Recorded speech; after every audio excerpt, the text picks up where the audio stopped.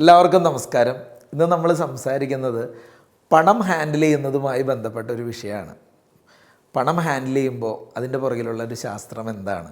കാരണം ബിസിനസ് ചെയ്യുന്ന ആളുകളായാലും ജോലി ചെയ്യുന്ന ആളുകളായാലും എല്ലാവരും, അല്ലെങ്കിൽ ഏത് ഏജ് ഗ്രൂപ്പിലുള്ള ആളുകളാണെങ്കിലും ഒരു ഗോൾഡൻ റൂള് ശരിക്കും ഫോളോ ചെയ്ത് പോകേണ്ടതുണ്ട്. ഒന്ന്, making money is a skill എന്നുള്ള തിരിച്ചറിവ്. പണമുണ്ടാക്കുക എന്ന് പറയുന്നത് ശരിക്കും ഒരു കഴിവ് തന്നെയാണ്.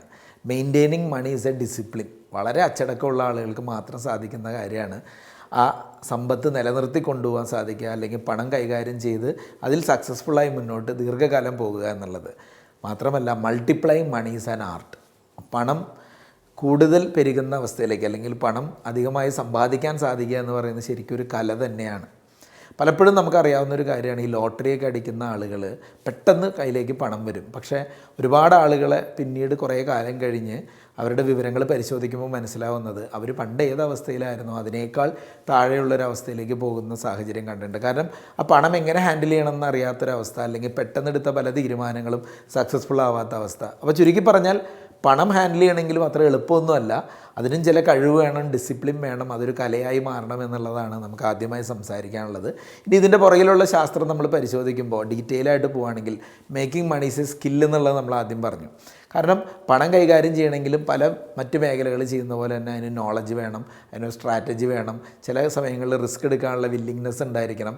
എന്നാൽ മാത്രമാണ് നമുക്ക് നന്നായിട്ട് പണം ഉണ്ടാക്കാൻ സാധിക്കുകയുള്ളൂ. കാരണം നമ്മൾ എന്ത് കാര്യം ചെയ്യുമ്പോഴും പ്രാക്ടീസ് ബിക്കം ഹാബിറ്റ് എന്ന് പറയുന്ന പോലെ പണത്തിൻ്റെ കാര്യത്തിലും അങ്ങനെയാണ്. ഹാൻഡിൽ ചെയ്ത് നമ്മൾ അതിൻ്റെ അകത്ത് ഒരു പ്രാഗൽഭ്യം തെളിയിക്കേണ്ടതുണ്ട്. മാത്രമല്ല, അല്പം സമയം അതിനുവേണ്ടി ചിലവഴിക്കണം.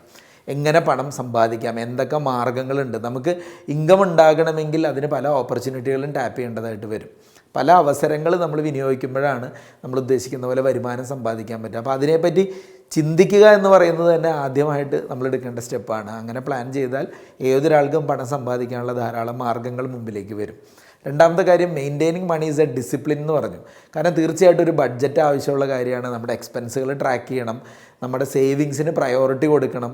അങ്ങനെയൊക്കെ ചെയ്തില്ലെങ്കിൽ സ്വാഭാവികമായിട്ടും കുറേ നാൾ കഴിഞ്ഞ് കഴിയുമ്പോൾ നമുക്ക് വരുമാനം പ്രതീക്ഷിച്ച പോലെ ലഭിക്കാതെ വരുമ്പോൾ മറ്റ് പല സാഹചര്യങ്ങളെയും പഴിചാരി ജീവിതം മുന്നോട്ട് പോകേണ്ട അവസ്ഥ വരും. നമ്മുടെ ഫിനാൻസ് മാനേജ് ചെയ്യുമ്പോൾ അതിനല്പം ഡിസിപ്ലിൻ ആവശ്യമാണ്. മാത്രമല്ല, നമുക്ക് ചിലപ്പോൾ അത് ഇൻഡിവിജ്വലി സാധിക്കില്ലെങ്കിൽ ധാരാളം നല്ല വെൽത്ത് മാനേജേഴ്സ് ഉണ്ട് നമ്മളെ ഗൈഡ് ചെയ്യാനും സപ്പോർട്ട് ചെയ്യാനും ഒക്കെ. അവരുടെ സഹായവും എടുക്കാവുന്നതാണ്. മൂന്നാമത്തെ കാര്യം, multiplying money is an art എന്ന് പറഞ്ഞു.